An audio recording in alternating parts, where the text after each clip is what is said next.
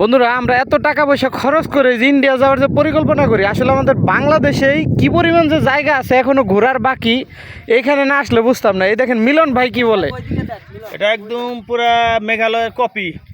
যারা ভিসার জটিলতা যাইতে পারতেছেন না, তারা খুব মানে কম খরচের মধ্যে সিলেটে ঘুরতে আসেন, মেঘালয়ের মজা পাবেন তারা।